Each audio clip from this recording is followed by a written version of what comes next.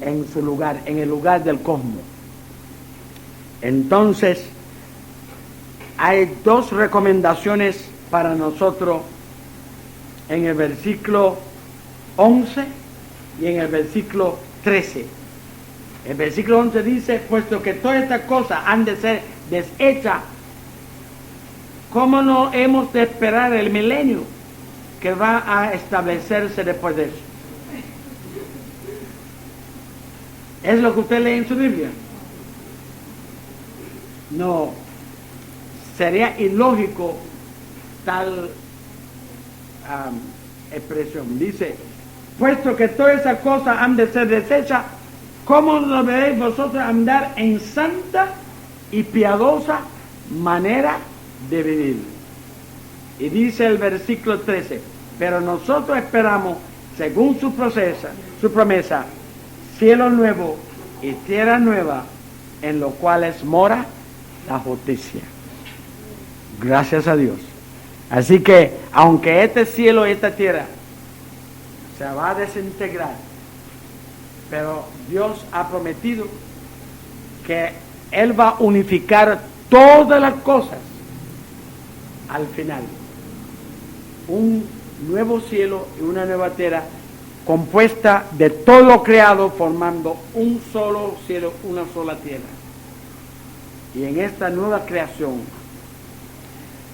dice, vamos a encontrar la vida perfecta, la vida sin ningún tipo de arbitrariedad, ningún tipo de maldad, ningún tipo de lucha o problema.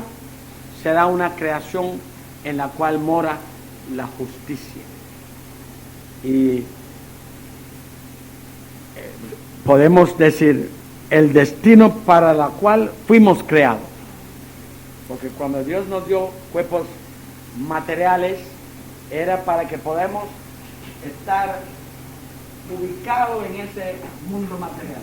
Pero cuando nos dio almas espirituales, es para que un día podamos formar parte de esta nueva creación celestial, perfecta, donde no habrá ninguna experiencia negativa, donde no habrá muerte, donde no habrá lágrimas, no habrá arbitrariedades, no habrá nada de estas cosas que esta creación ha sufrido.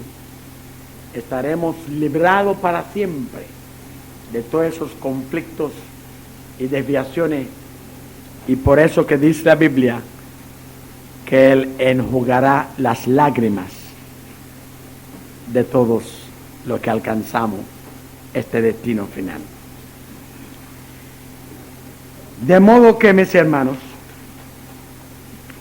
las premisas de la visión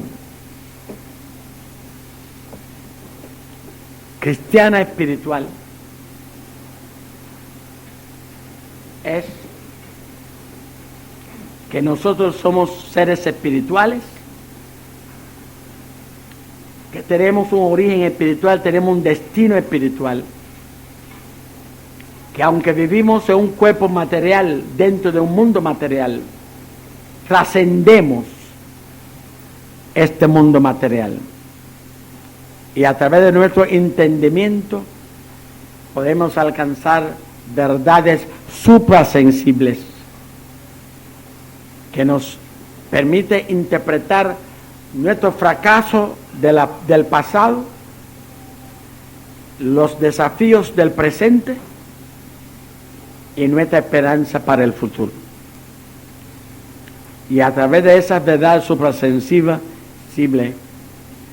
no solamente podemos llegar a saber cómo proceder nosotros en la vida, sino podemos llegar a saber cómo ayudar a este mundo tan condenado a un destino irrevocable si sigue el camino que se ha trazado. La fatalidad no es una fatalidad preestablecida para cada un individuo. porque cada uno de nosotros somos libres y podemos escoger. Pero existe una fatalidad que es entre el camino y el final. Cuando usted coge el camino del mal, irremisiblemente, irrevocablemente, cada camino conduce a su final que le corresponde. Y si nosotros escogemos el camino del mal, irrevocablemente vamos a llegar al final, que es la perdición eterna. Pero si escogimos el camino del bien, también irrevocablemente llegaremos al final de ese que le corresponde a ese camino, que es la vida eterna. De esta manera, el texto más conocido y más querido en la Biblia es: de tal manera amó Dios al mundo, que Él dio su unigénito Hijo, para que todo aquel que en Él cree no se llegue a la perdición, sino que se llega a la vida eterna. Que Dios le bendiga.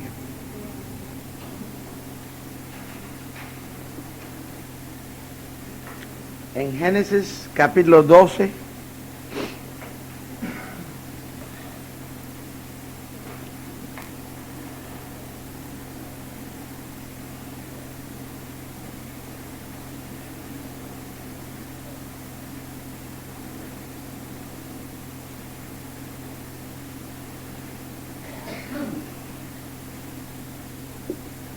versículo 1 al 3 leemos: pero Jehová había dicho a Abraham: vete de tu tierra y de tu padre entera y de la casa de tu padre a la tierra que te mostraré, y haré de ti una nación grande y te bendeciré, engrandeceré tu nombre y serás bendición, bendeciré a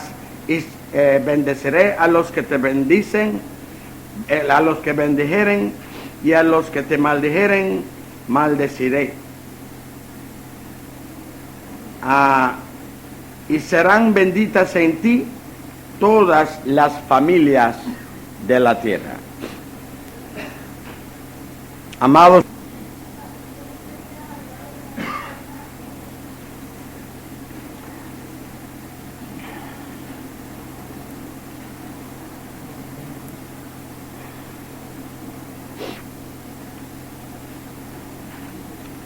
podemos entonces, hermanos, en esta mañana partir del hecho, en la base que construimos ayer, donde pudimos observar al hombre como un ser consciente y como un ser consciente porque es un ser espiritual, y por un ser espiritual porque es un ser personal, que Dios lo ha constituido con la capacidad de la visión en sentido general. Y hemos visto que la visión es más que vista, sino es algo que el hombre capta por su entendimiento y que le lleva no solamente a ver la realidad en un sentido abarcante, sino también le lleva a entender a partir de su entendimiento lo que está viendo, a entenderlo en un sentido suprasensativa, suprasensible. Los animales nada más que ven la cosa, pero no lo ven en sus relaciones, ni de esa relación se desprende una comprensión. Pero el hombre no ve el mundo fragmentariamente como los animales, sino el hombre ve el mundo en su conjunto. en una visión abarcante, una visión panorámica, una visión comprehensiva. Y de esa visión se desprende un sentido que lo captan no los sentidos, sino el entendimiento. De modo que hay una visión o una vista de los sentidos,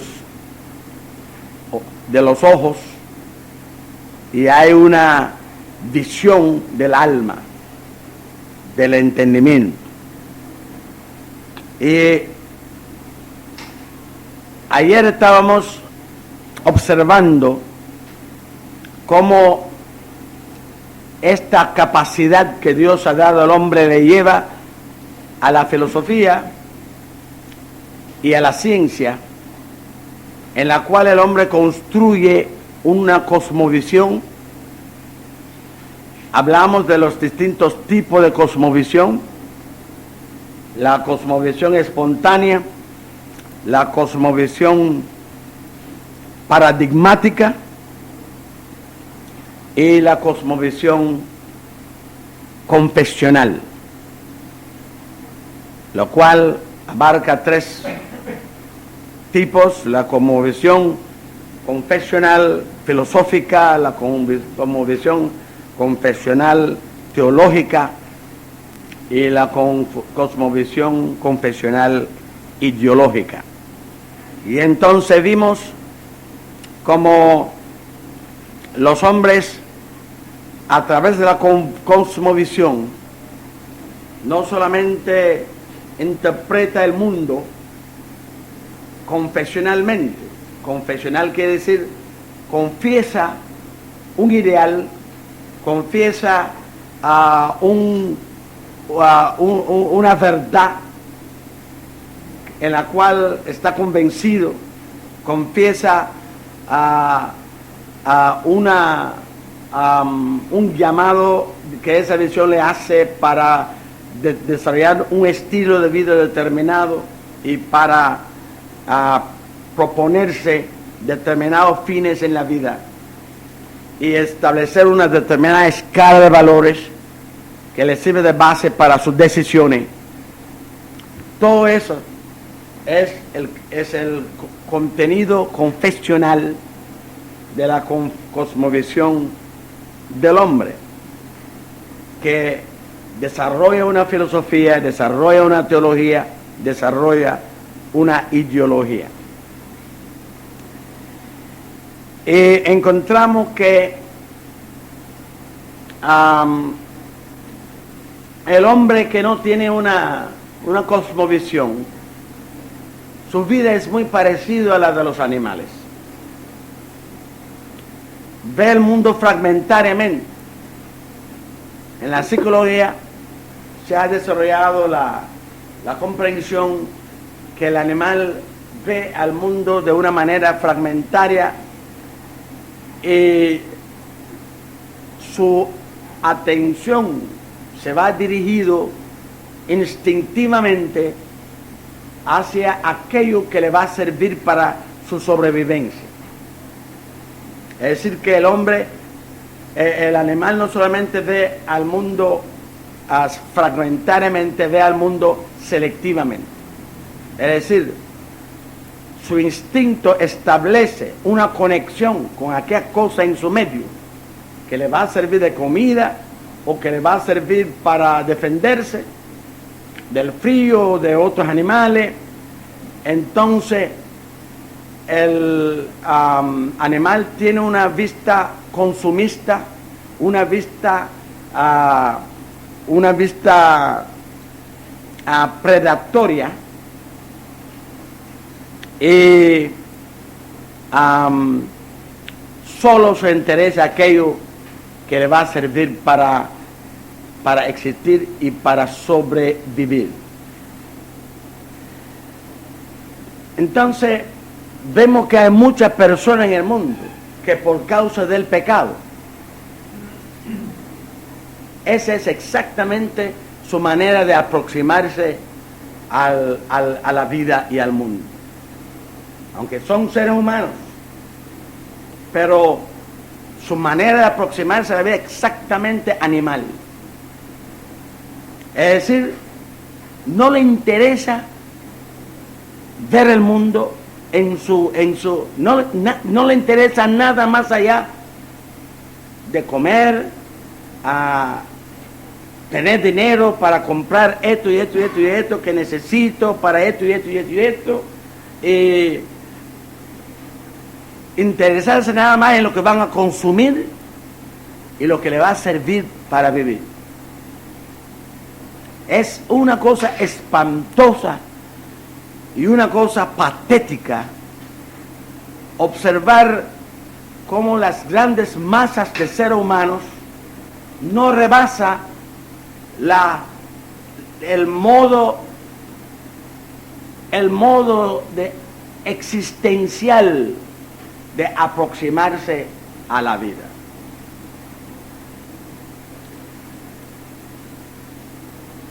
Nosotros sabemos que la causa de eso es la muerte espiritual.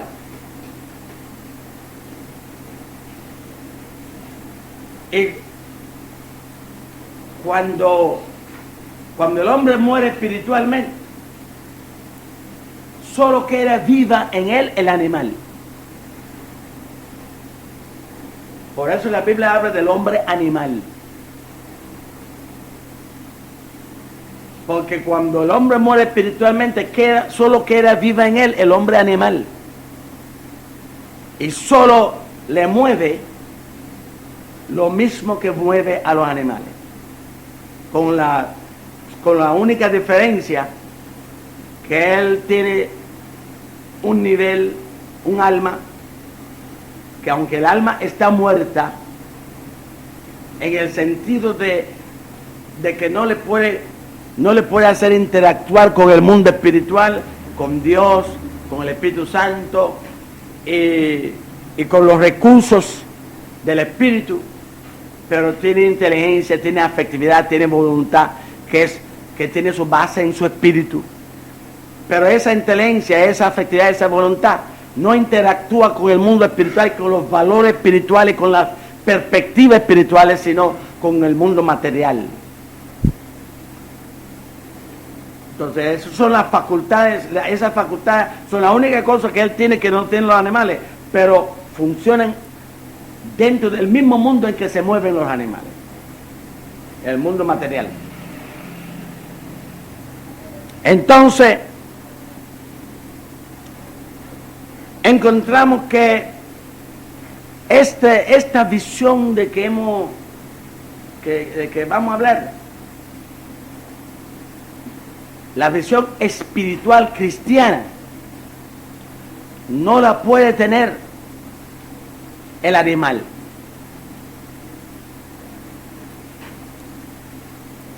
Hay personas que entran en el servicio ministerial de la iglesia como animales y no como siervos de Dios, porque aproximan el ministerio a partir de ver el ministerio como una oportunidad de defenderse en la vida a través de la iglesia y a través de las recaudaciones que hay en la iglesia. Entonces, nada de visión, nada de amor a las almas, nada de amor a la causa de la redención, sino simplemente no encuentro trabajo, la cosa está muy dura por ahí y por tanto ven al ministerio de una forma predatoria, por animales que van por la selva al acecho, alerta para ver todo lo que pueden aprovechar. Así está este triste ser, suelta en el ministerio como un animal andando, buscando una presa. Pero también tenemos el fenómeno de los cristianos dentro de la iglesia. Que si no hubiese una alabanza en la iglesia que le hace olvidarse de su problema y de su lucha, no habría diferencia ninguno entre ellos y el pecador. Porque su mentalidad es exactamente igual que el de los demás pecadores. Su mamá, su papá, sus hijos, su casa, los problemas, cómo resolver. Todo el mundo está guapeando, todo el mundo está forajeando, todo el mundo está corriendo y todo el mundo ya está en el mismo trajín. Y no tienen visión más allá de esto.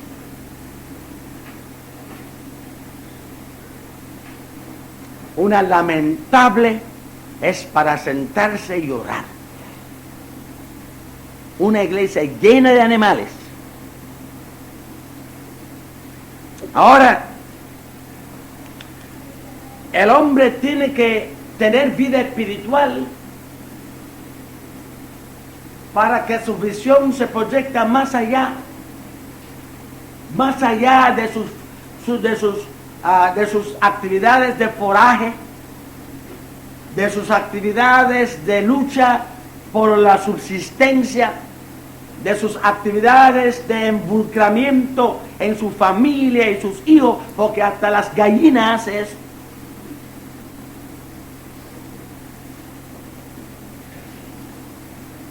El hombre tiene que tener vida espiritual para elevarse por encima de eso y proyectar su visión para ver no el mundo en su sentido material y lo que ofrece al cuerpo, sino ver al mundo como Dios lo ve, desde la perspectiva divina y no desde la perspectiva de las exigencias de nuestras apetencias.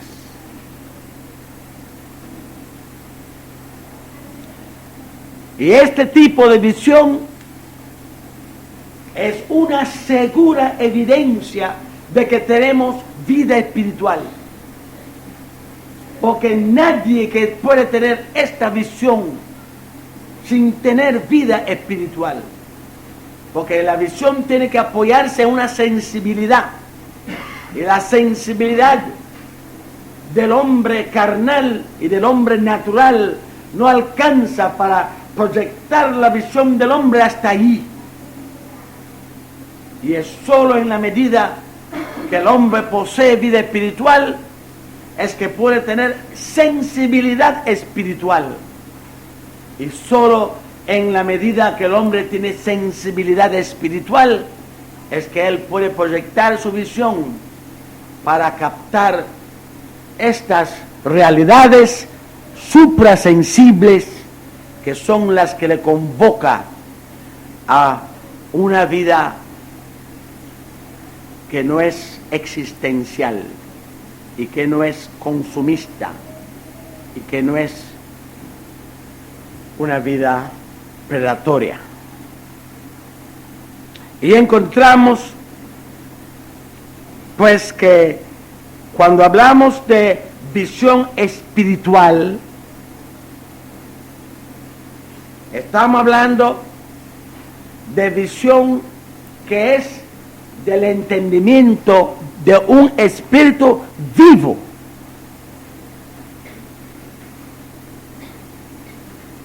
Una visión que da el entendimiento de un espíritu vivo.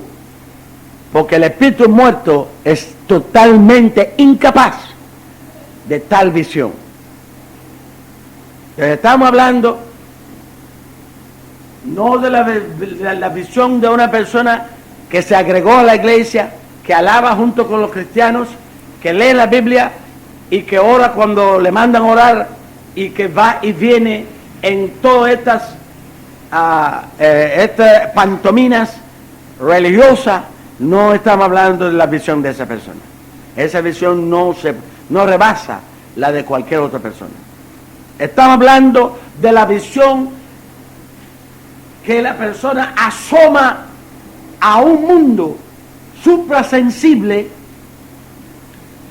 como el bebé recién nacido que se asoma al mundo en que vivimos, que es más amplio que el mundo de la matriz de su madre donde estaba.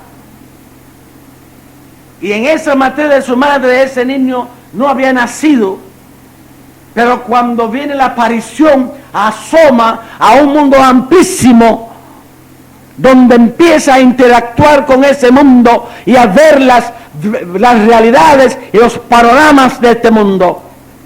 Estamos hablando de una persona que ha nacido de nuevo.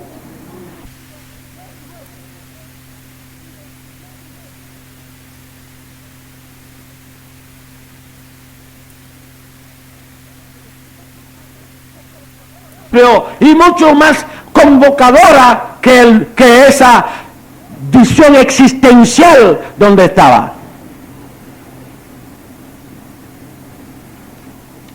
Visión espiritual es visión de una persona que ha nacido de nuevo.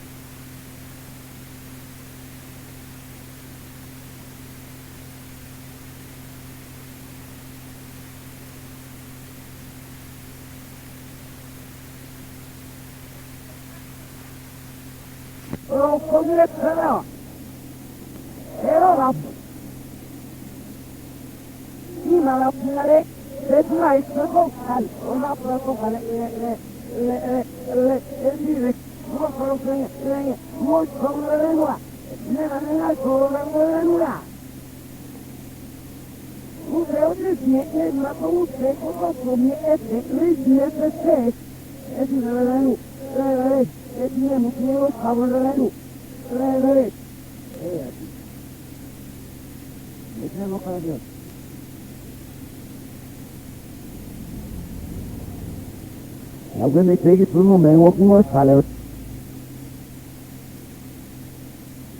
Até o extremo que ela tem dado.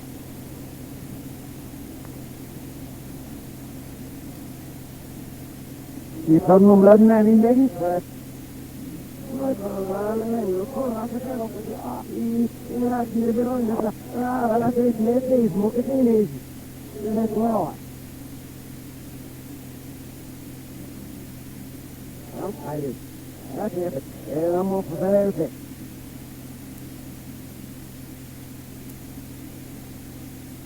Não me dá mais no aqui, será? Não me dá de ela.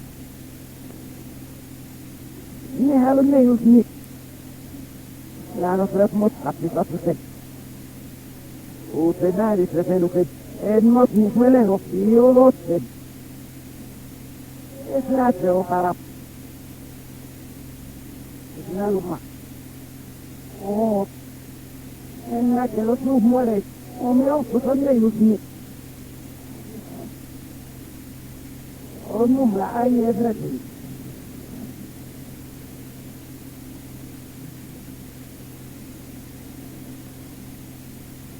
Hay cosas, hay que me luz sale. Como si me lo pedí, o me lo dijo. A não ser pode ser porque é um mercado porque o seu que se vem andando muito certo.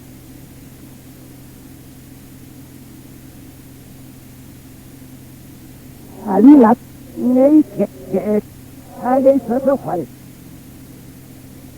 Era de que não faz nem se faz.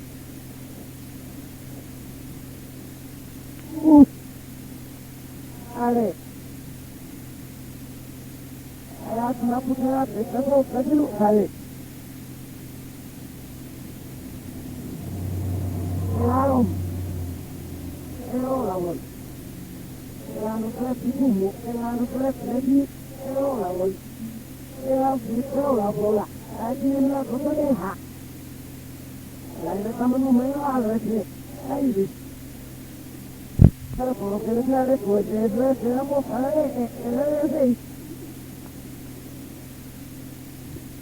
es no sé.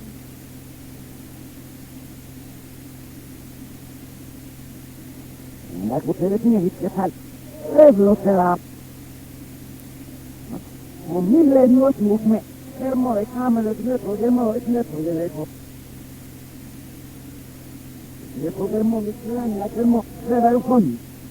Claro. Mir ne toqueo. Ando se repele yo que sale. A él pero sale la anda sale dice.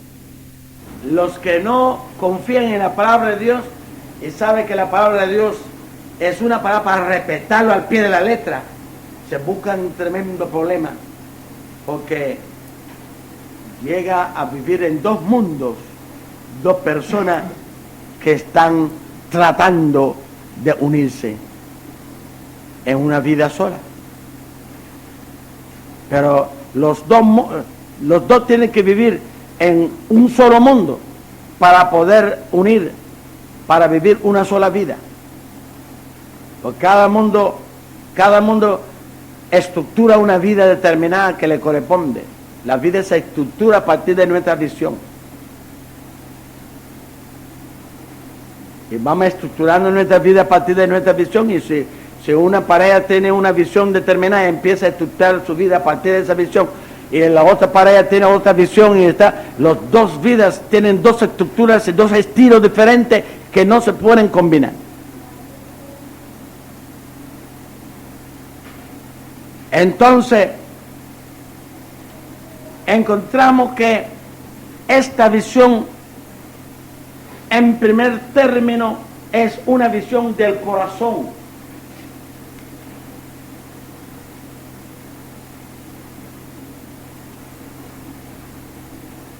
La visión espiritual es una visión del corazón.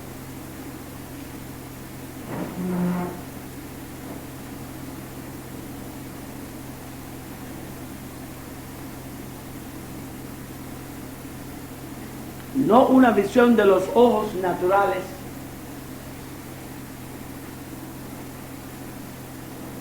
que solo ve lo sensible, sino una visión del corazón que ve lo que no es sensible. Una visión del corazón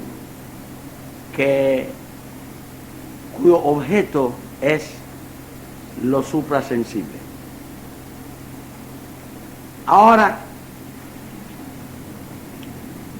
ese nos va a llevar a hablar un poquito acerca del corazón. Porque nosotros hablamos mucho acerca del corazón. Y aunque intuitivamente sabemos lo que es el corazón, porque yo no llegaría a decir que los cristianos no saben lo que es el corazón.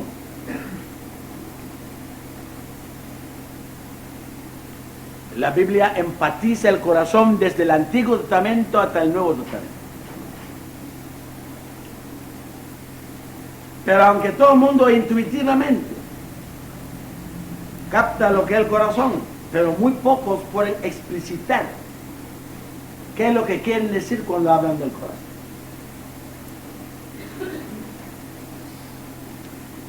Pero en Proverbios capítulo 4, leemos ahí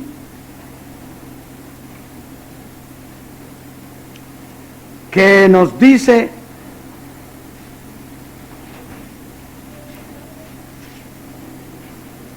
en el versículo 23, sobre toda cosa guardada, guarda tu corazón, porque de él mana la vida.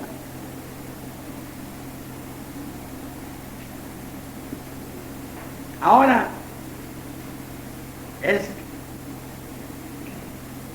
dice, guarda el corazón. Guarda, es decir, es una convocación a valorar altamente nuestro corazón, valorarlo altamente. Porque en la casa hay cosas que usted guarda y cosas que usted los deja al alcance de cualquiera. las cosas que usted deja al alcance de cualquiera son las cosas de menos valor para ti. Pero las cosas que usted guarda son las cosas de un valor capital para ti. Pueden ser prendas, pueden ser documentos oficiales importantes, pueden ser cartas íntimas, pueden ser dinero cuantioso, y entonces de esas cosas lo tiene guardado.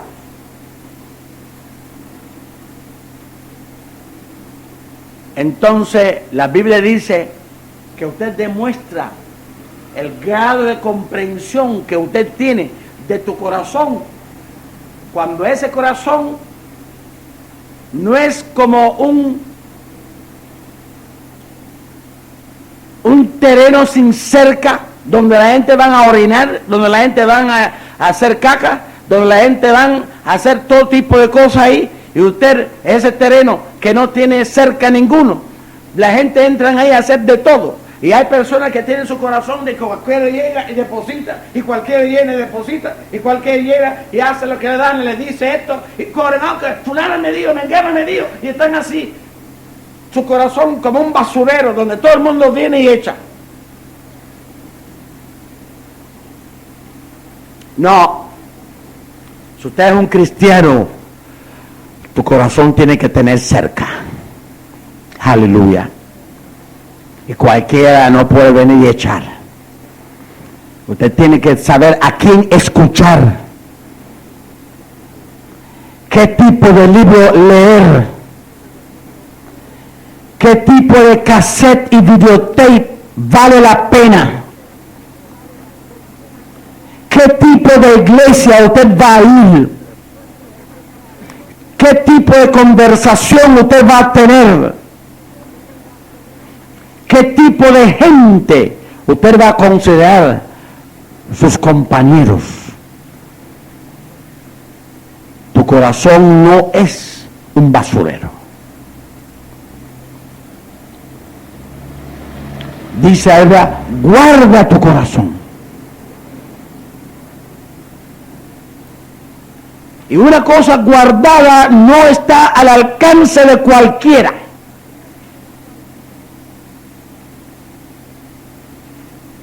Y entonces dice, sobre toda cosa guardada, guarda tu corazón. Lo que quiere decir que guarda su corazón sobre todas las cosas que usted guarda. Es decir, guarda tu corazón más que como tú guardas tus documentos. Guarda su corazón más como cuando tú guardas tu dinero. Guarda tu corazón más que cuando tú guardas tus prendas. Guarda tu corazón más que los documentos íntimos y las cartas íntimas que tú tienes, y guarda tu corazón más que todas las demás cosas en tu vida que tú guardas. No debe haber nada que tú guardas y protege más que tu corazón.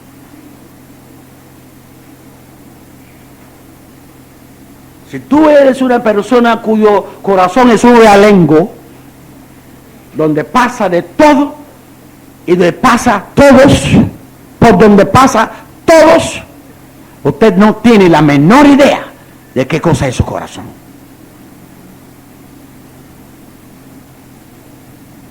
Ahora, aquí dice, sobre toda cosa guardada, guarda yo mi corazón, porque de él mana la vida. Ahí es donde está la razón por la cual el corazón es capital. La razón por la cual el corazón se debe guardar por encima de todas las cosas guardadas. La razón por la cual el corazón debe ser protegidas por encima de todas las cosas protegidas. Dice, del corazón mana, brota la vida. La vida tuya brota del corazón. En todo automóvil hay ciertos instrumentos que el chofer sentada maneja para darle al carro su ruta en el tránsito. El timón, el acelerador, el freno. El chofer manipula estos instrumentos una persona que está afuera observando las maniobras de la máquina dentro del tránsito sabe que todos esos movimientos y todas esas maniobras del carro sale de esos instrumentos. Sale que brota la conducta de la máquina en el tránsito, brota de esos instrumentos que están ahí. La forma en que manipula estos instrumentos imprime a ese automóvil su movimiento, su maniobra y su rumbo en medio del tránsito.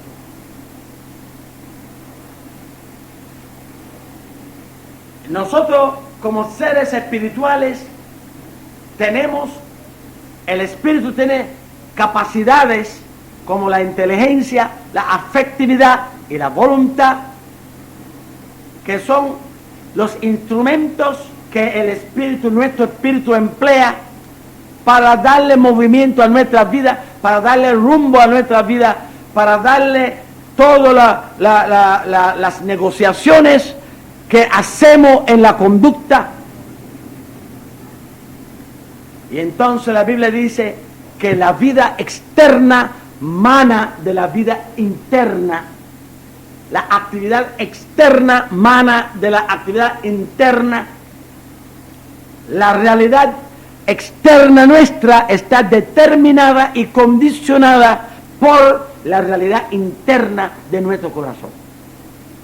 Por eso es que no hay forma alguna de cambiar la vida externa sin cambiar el corazón. Y no hay forma alguna de encaminar la vida externa del hombre sin encaminar su corazón.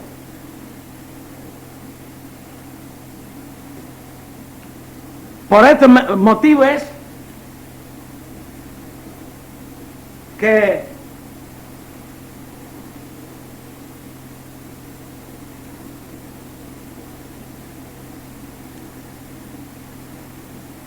el hombre que se siente incapaz de ganar el corazón de una mujer, la viola. Porque cuando usted se impone desde el exterior, tiene que usar la fuerza. Pero el hombre capaz de ganar el corazón de una mujer no tiene necesidad de violarla. Porque la vida de los dos se va a encaminar unido a partir del corazón. Dios no tiene ningún interés en violar la humanidad. Porque Él se siente capaz de ganarnos nuestro corazón. Y por eso es que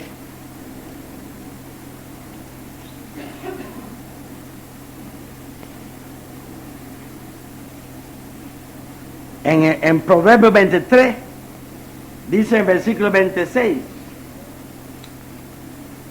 Dios, en vez de imponerse a los hombres como lo hacen los violadores,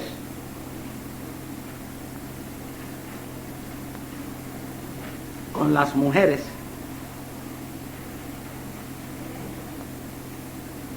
en Proverbios 23 versículo 26, Dios se aproxima al hombre como lo hace todos los que aman. Aleluya.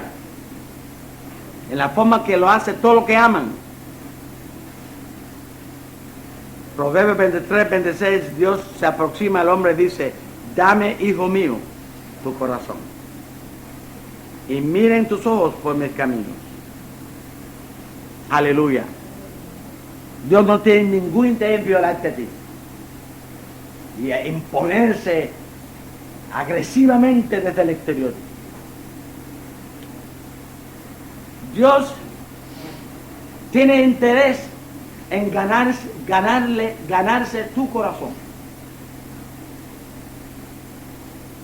Entonces dame, hijo mío, tu corazón, porque cuando tu corazón es mío, tú vas a ver mis caminos como tuyos.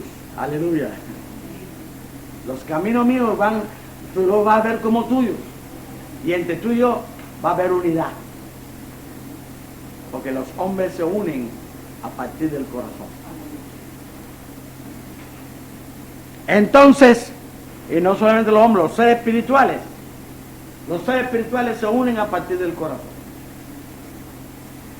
Entonces, por esto es que el Evangelio no manda ejércitos a conquistar al mundo. Jesucristo, el error que tenían los judíos del reino prometido era que el Mesías que venía iba a ser un conquistador. Es decir, como los reinos históricos han sido establecidos por violadores que han venido a derrotar a la gente, tumbarlo como tumba el violador y implantar su orden. Entonces estaba esperando que el Mesías iba a venir en el mismo tono. Pero no estaban preparados, a pesar de que los profetas le habían dicho que la visión de Dios humilla a cualquier corazón.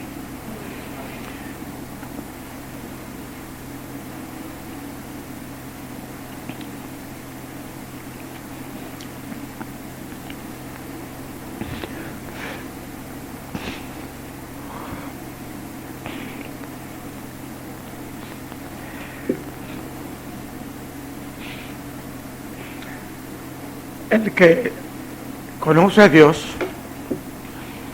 no le queda más remedio que ponerse de rodillas delante de Él. Y se pasa la vida de rodillas,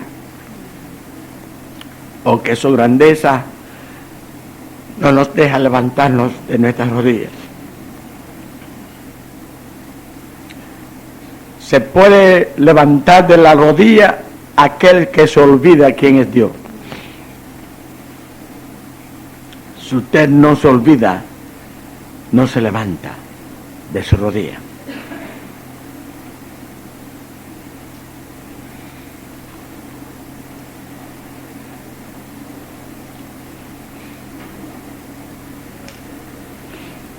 Entonces, nuestra vida exterior mana de nuestra vida interior. En nuestra unión con Dios se basa en la unión de nuestro corazón con Dios. Como dice, mira sus ojos por mis caminos. Cuando el corazón se une a Dios, el corazón entonces se identifica con el camino de Dios.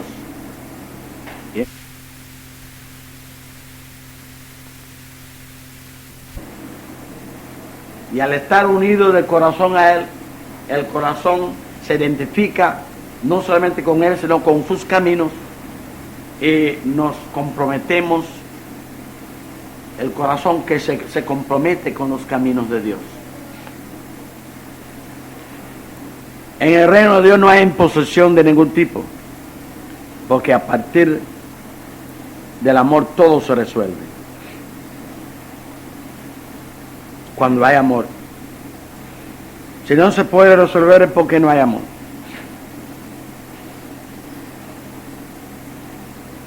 Entonces,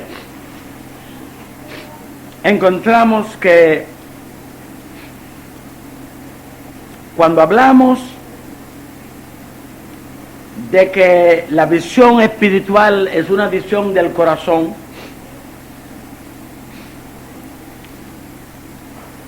Y el corazón es el conjunto de las facultades del espíritu, el conjunto de las facultades de nuestro espíritu,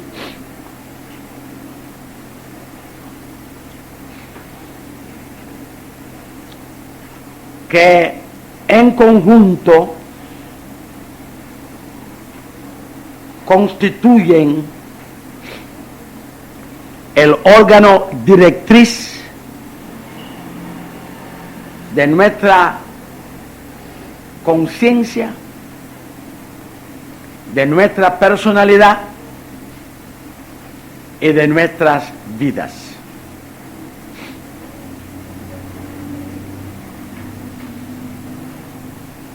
El corazón es el conjunto de las facultades de nuestro espíritu que en conjunto constituyen el órgano directriz de nuestra conciencia, de nuestras personalidades y de nuestras vidas.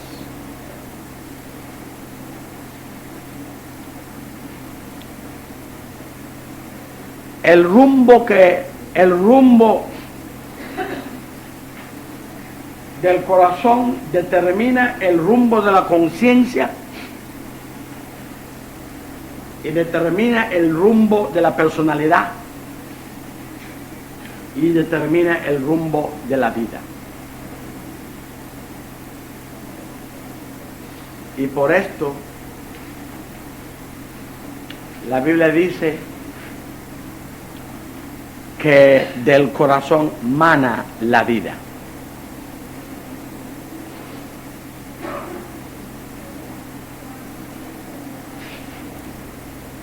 Nuestra forma de ser, nuestra forma de relacionarnos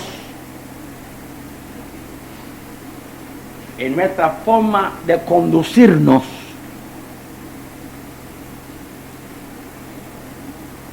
se determina en el corazón y a partir del corazón. Y por este motivo, el corazón ocupa un lugar tan importante en el programa del Evangelio.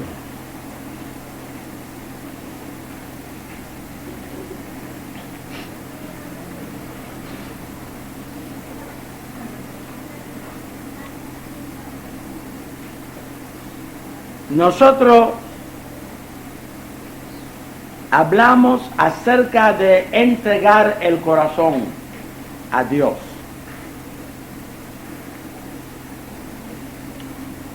Una persona escucha el Evangelio, viene al altar y dice: me entregué al Señor anoche.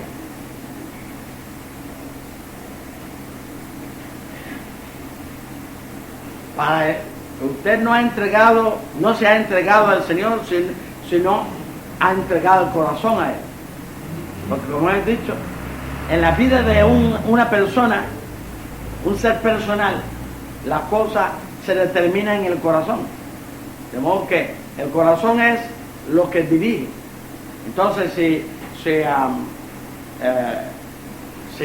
el corazón no se ha entregado, es como un individuo que dice a otro individuo que maneja mi máquina, pero no le entrega el timón, no le entrega el acelerador, no le entrega el freno, sino los instrumentos de gobernar la máquina los mantiene en sus manos, pero dice al otro: maneja.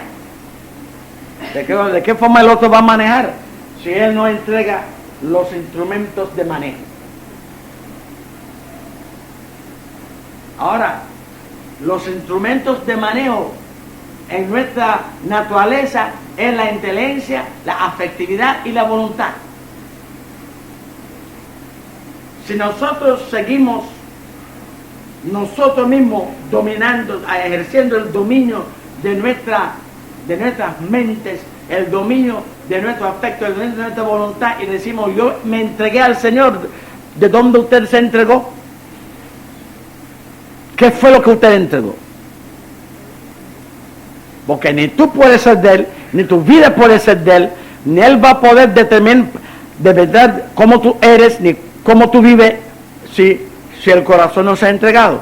Y si lo que constituye el corazón es su inteligencia, su afectividad y su voluntad, que constituye tu corazón, ¿cómo pueden estar entregados a Dios si tú todavía estás dominando sobre eso?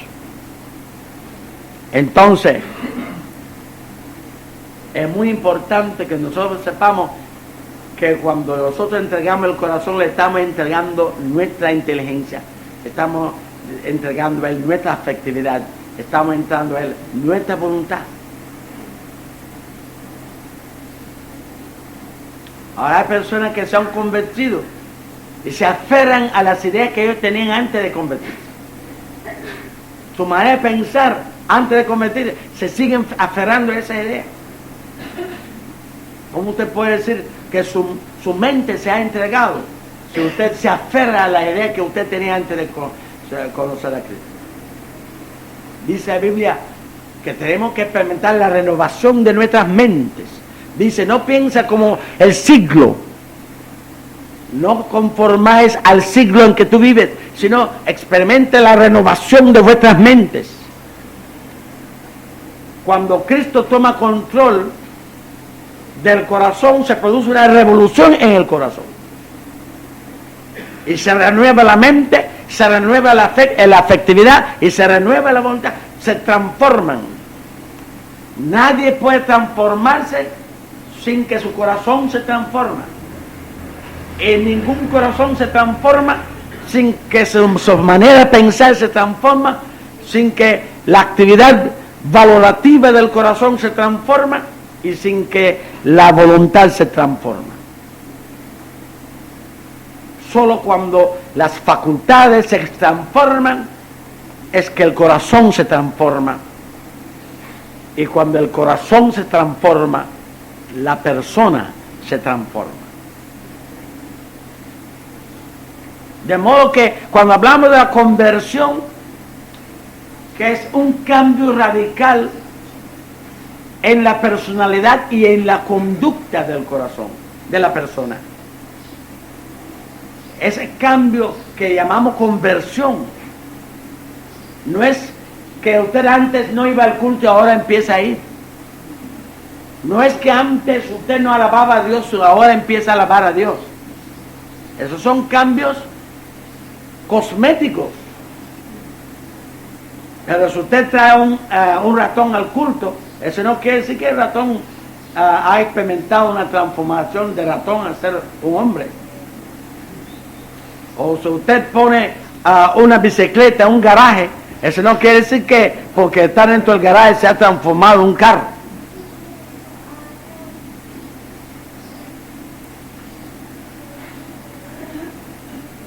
Sino el cambio, la conversión es real cuando no es algo de afuera para adentro, sino es algo de adentro para afuera. Cuando ese cambio tiene su base en el cambio de su manera de pensar, en el cambio en su manera de sentir y el cambio en la manera de proceder de adentro, entonces cuando hay un cambio radical, un cambio real.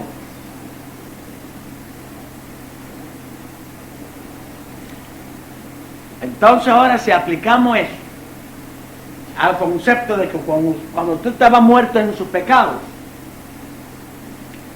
el mundo espiritual no existía para ti, Dios no existía para ti, el que su prójimo tiene un alma espiritual para ti, eso no era algo que tú ni asomaba en tu pantalla. Y tú veías esos prójimos como un bulto de carne ambulante. Y entonces veía el mundo como un conjunto de cosas que tú necesitas y que en sus distintos momentos usted guapea y forajea para poder apropiarse de esas cosas y utilizarlas para sus necesidades o sus apetencias. Porque el hombre natural es un manojo de necesidades y apetencias y fuerzas ciegas. Eso es lo que es el hombre natural. Un manojo de fuerzas ciegas, un manojo de apetencias, un manojo de necesidades. Y en ese se basa el egoísmo. Porque la persona, al sentir esas necesidades, al sentir esas fuerzas ciegas, al sentir esa apetencia, se proyecta a resolverlas. Y al proyectarse a resolver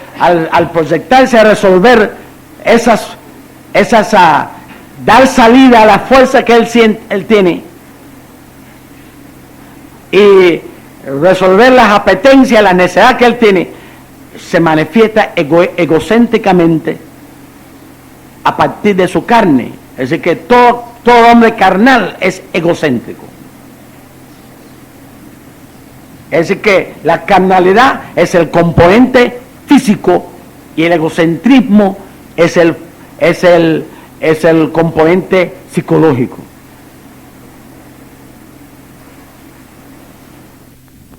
Eso es.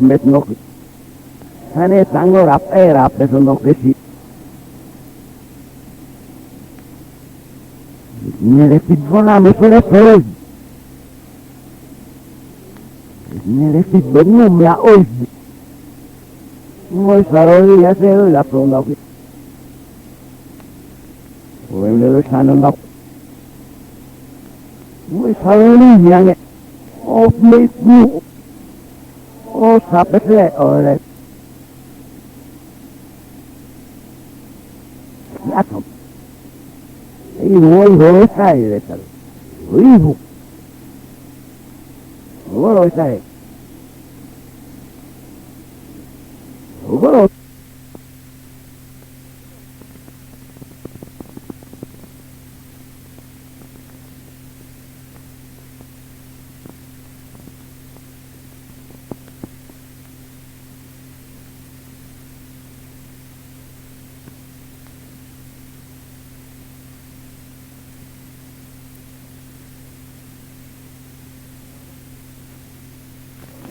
por basura, y las que tenía antes como basura ahora las tengo como mis valores principales. Aleluya.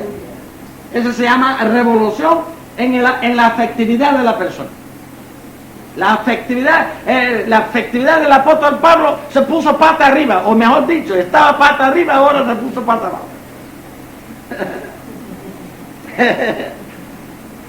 Dice que las cosas que yo valoraba de último ahora han venido a ser primero, y las cosas que yo valoraba primero se han llegado a ser último. Y él nos dice la razón, porque conocía a Cristo. Y cuando llegué a conocer a Cristo,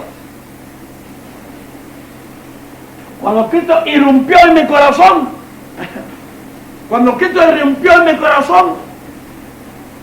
y ganó mi corazón, y mi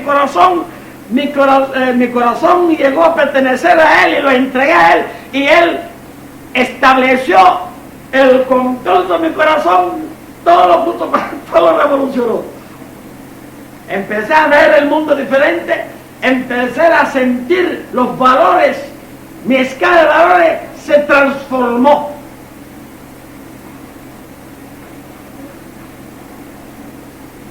Y los compromisos de mi corazón. Él dice ahora yo soy esclavo de Cristo. Aleluya. Yo me he hecho esclavo de Cristo. El que ejerce el mando en mi corazón. Y que Él ha puesto mi voluntad en completa servidumbre a Él. No la servidumbre de la imposición, sino la servidumbre del amor. Mi compromiso principal y fundamental en la vida es con Cristo.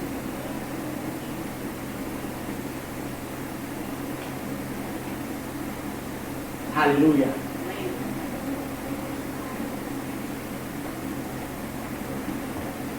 Si alguien nos coge preso a nosotros, decimos, el guardia ese me cogió preso.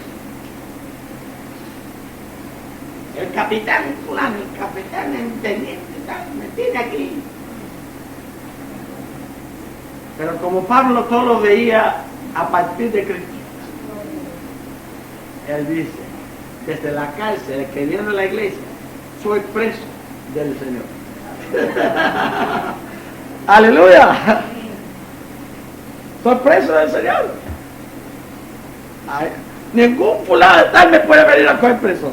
Si Cristo es el gobernante del mundo entero, Él no me puede coger preso al no ser que eso está cumpliendo algún plan de Cristo. Así que si estoy aquí es porque algún plan Cristo está llevando a cabo con eso. Y si Cristo está llevando a cabo algún plan conmigo aquí, yo no soy preso de fulano de mengano, yo soy preso de Cristo.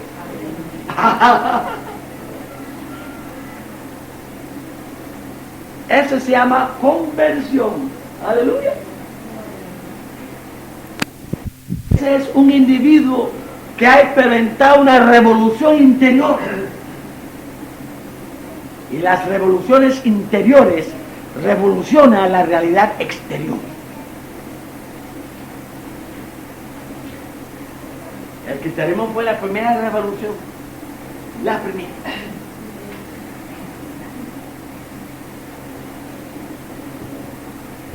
Gloria a Dios. Porque como el cristianismo sabe que la vida se determina en el corazón, Cristo revoluciona los corazones para poder revolucionar las vidas. ¡Aleluya!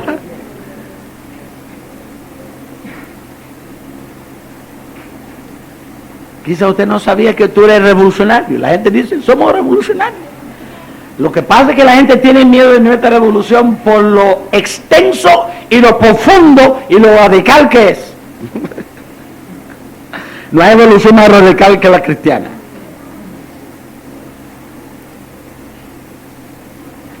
Porque llega a los mismos raíces de todo.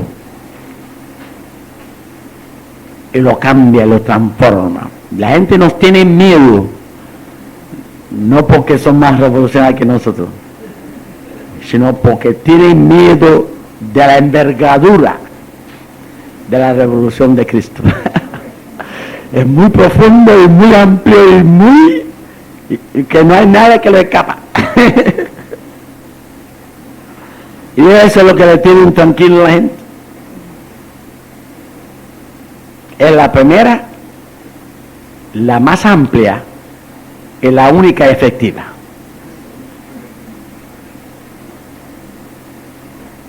Entonces, hermanos,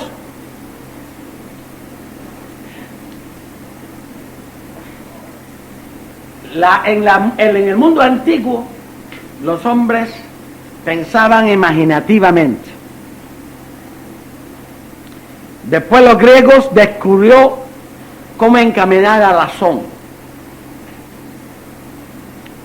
Y a partir de ese momento los hombres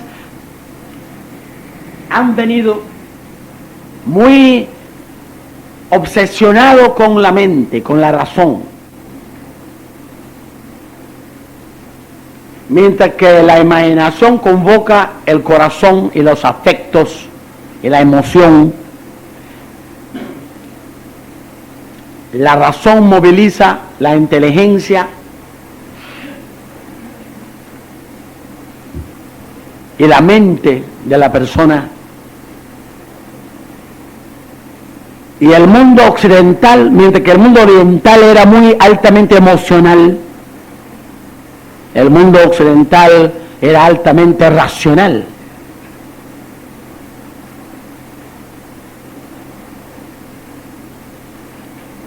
Entonces, cuando el mundo occidental se dio cuenta que la racionalidad no era suficiente y que se puede equivocar lo mismo por la emoción que por la razón, entonces pusieron en efecto el concepto de la objetividad, el concepto del experimento, empiricismo. La verdad es lo que en la práctica se comprueba.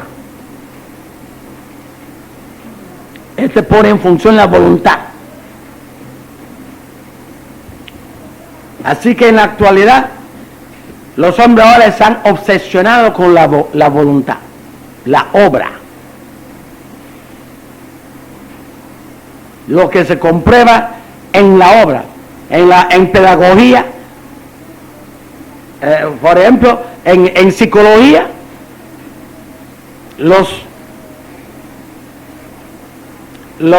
psicólogos dejaron de explorar el alma. Cuando la psicología empezó, decían que la psicología era la ciencia del alma.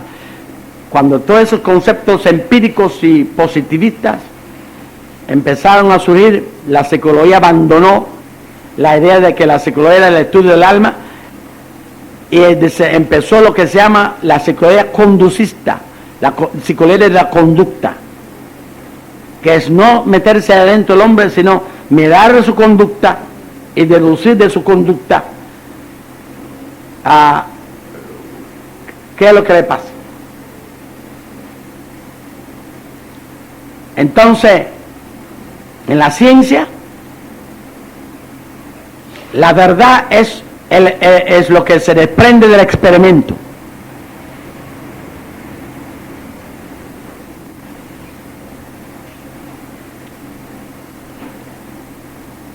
En la educación y la pedagogía, dice, aprendemos haciendo. Empieza el lema, la consigna. El hombre aprende haciendo. Y así en todos los distintos terrenos se empezaron a consignas para desalentar al hombre de buscar las bases teóricas de su vida y atenerse a la práctica. Exclusivamente, reducirle. Entonces, el mundo es materia nada más, el hombre es cuerpo nada más, la psicología es conducta nada más, el aprendizaje es obra nada más.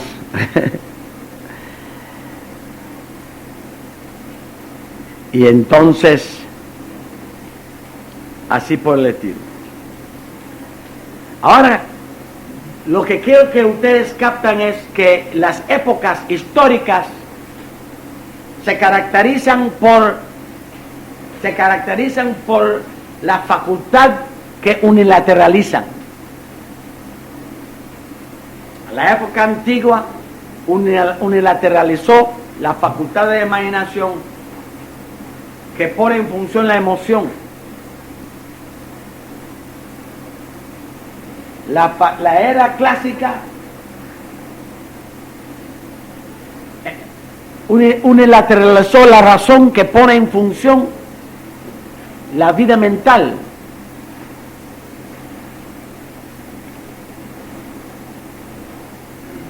Y el tiempo moderno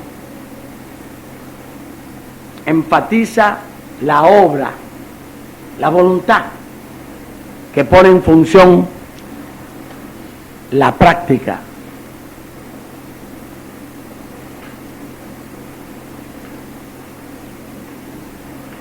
En la misma forma que las épocas tienen sus características,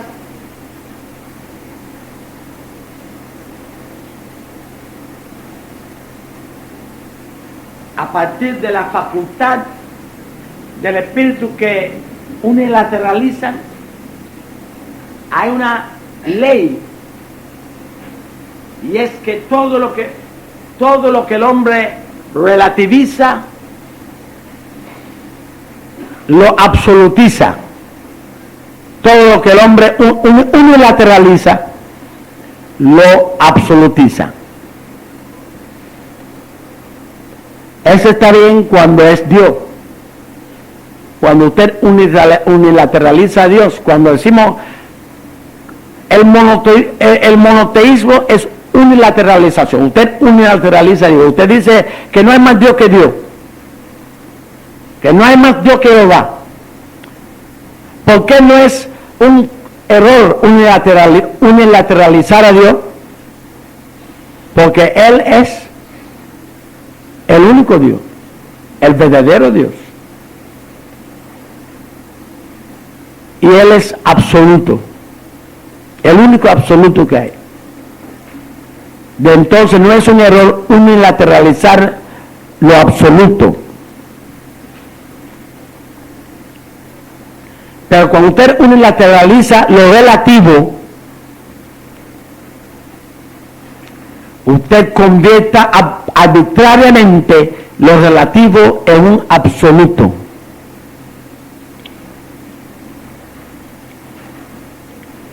Entonces, ¿qué pasa? Lo relativo está constituido para funcionar en relación con otras cosas. Por eso es relativo. Porque está constituido para funcionar en relación con otras cosas. Pero cuando usted lo absolutiza, destruye su relación funcional. Al destruir su relación con las demás cosas con las cuales debe funcionar, usted destruye la función que está fundada en esa relación.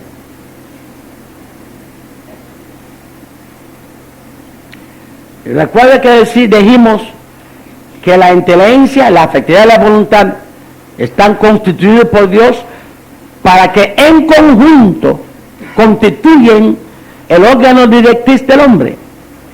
Es decir, que tienen que relacionarse y tienen que funcionar en relación, tienen que funcionar en conjunto, quiere decir en relación, para que den el mejor resultado en la orientación de nuestra vida. Pero cuando usted absolutiza uno, usted lo unilateraliza, usted lo absolutiza. Al absolutizarse lo saca de la relación en que debe entrar con las demás y se apoya en él unilateralmente. Al absolutizarse se apoya en él en aislamiento de las demás funciones, y entonces no rinde lo que tiene que rendir, se deforma su función y empieza a desinformar en vez de informar, y empieza a desorientar en vez de orientar. De ahí usted puede ver a un mafioso graduado de la universidad utilizando su razón para determinar la mejor manera de penetrar a un banco. Y esa agudez intelectual, desprovisto de la sensibilidad afectiva, porque si él está viviendo no solamente la agudeza mental, sino también la agudeza sensible del corazón, él no va a preguntarse cuál es la manera de penetrar al banco, sino se pregunta, ¿y por qué debo yo penetrar el banco? Esa es la pregunta del corazón. ¿Y por qué hacerlo? ¿Debo yo penetrar el banco? ¿Cuántos humildes campesinos que tienen su ahorro ahí van a perder sus ahorros?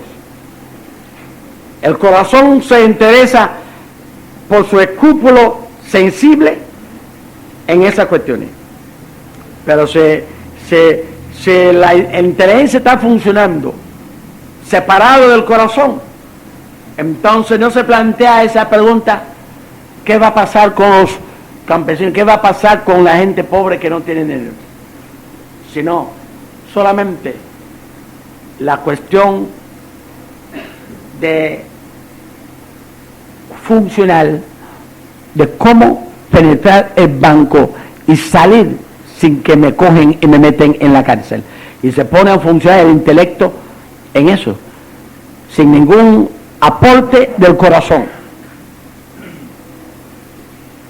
Es decir, la razón, cuando funciona fríamente, calculadamente, sin la asesoría del corazón, convierte al hombre en un animal de presa. Pero también está la persona emocional, que se despacha con su emoción y la razón no tiene participación ninguna. Y la cosa lo hace a lo loco, lo hace impulsivamente, lo hace todo lo que le viene a la cabeza se manda, y entonces no hay ningún encaminamiento de lo que está haciendo y no tiene resultado. Y lo mismo sucede con el violador, que tiene la voluntad de esa mujer, quiero que esa mujer me pertenezca, pero no pone a funcionar ni el corazón ni la razón, la fuerza bruta al servicio de su voluntad. Entonces usted ve que cuando las facultades funcionan unilateralmente, desencamina al hombre en vez de caminarlo. Tienen que funcionar en conjunto bajo la dirección del Espíritu Santo. Porque el Espíritu Santo es como el pianista. Las teclas no pueden ellos solos construir una sinfonía. La sinfonía está en el corazón del pianista, y él, manipulando las teclas, extrae de ellas las melodías. Este funcionamiento de las facultades nuestras, por las facultades solas, no pueden salir su armonía, sino la forma en que el Espíritu de Dios usa nuestras facultades en conjunto es lo que produce los resultados armónicos, los resultados que alumbran nuestra conciencia, los resultados que nos marca pauta en nuestra vida, los resultados que nos arroja ideales, los resultados que nos esclarece valores, los resultados que nos encamina en el camino de la vida. Entonces tiene que ser el Espíritu Santo que está coordinando las facultades para que en conjunto su funcionamiento nos lleve por el camino mejor. Ahora, en la misma forma que hay épocas que son racionalistas, épocas emocionalistas, épocas que son voluntaristas, hay personas también que la tipología de las personas obedece también a esos patrones. En la misma forma que la cultura antigua era muy emocionalista, muy imaginativa, hay personas que son muy emocionalistas y muy imaginativas. Entonces, usted puede verla en la iglesia, personas que todo lo reducen a sueños, a visiones, a brincos, ambiente de despacharse emocionalmente. Nosotros no, en la fe apostólica no estamos en contra de la emoción, porque lo vemos como un componente importante de la personalidad de la vida. Pero nosotros pensamos que cuando la emoción suprime la sobriedad, algo no está bien. Porque la sobriedad es el funcionamiento armónico de las tres facultades. Una persona cuando sus tres facultades están funcionando en armonía, esa persona es sobrio.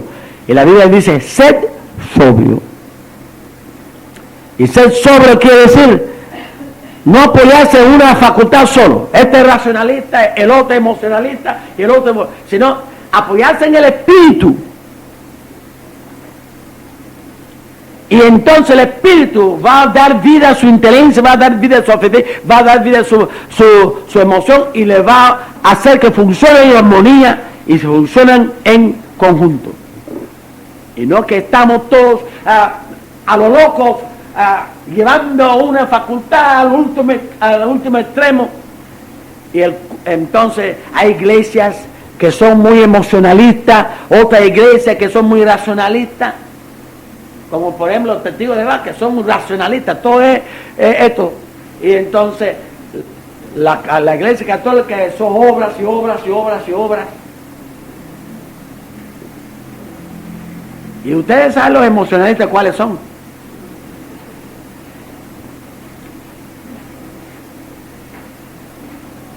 Pero la Biblia dice ser sobrio. Porque el que hizo al hombre sabe que si el hombre se apoya en una sola de sus facultades, empieza a llevarlo a un extremo, se va a desencaminar en vez de encaminar. Porque ese extremismo excluye el aporte de las demás facultades. Y solamente en la sobriedad es que todas las facultades hacen el aporte que les corresponde. Pero debe ser sobrio. Y nosotros en la fe apostólica ni somos fanáticos, no somos fanáticos de ningún tipo, ni somos fanáticos de la razón, ni somos fanáticos de la emoción, ni somos fanáticos de la verdad. Porque todo el fanático es fanático porque se apoya en una sola cosa y lo absolutiza. Dice la Biblia, no te apoyes en tu inteligencia. No dice que no sea inteligente, porque hay algunos que dicen que el cristiano tiene que ser mongo, porque la Biblia dice, no te apoyes en su inteligencia. Entonces están encaprichados en ser mongo, porque el mongo es el carnet de ser cristiano. el monguismo. Ahora, nosotros no creemos eso. No estamos en contra de inteligencia. No, al contrario, los que se han incorporado al transporte, que verá que nosotros desarrollamos la inteligencia. Efectivamente. Lo que dice no te apoyes. No que no lo sea, sino que no te apoyes en eso, porque una vez que tú apoyes en esto, abandona a los otros.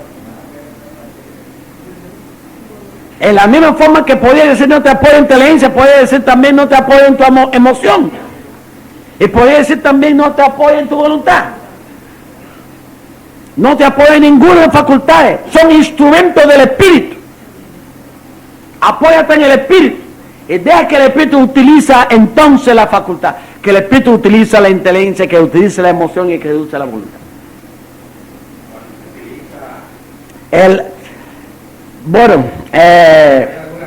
Sí, el ánimo es el combustible de la vida psicológica de la persona. Entonces, mientras que realmente el ánimo es algo orgánico y no muy espiritual. El sentimiento es algo espiritual. El ánimo es una fuerza impulsora y es una fuerza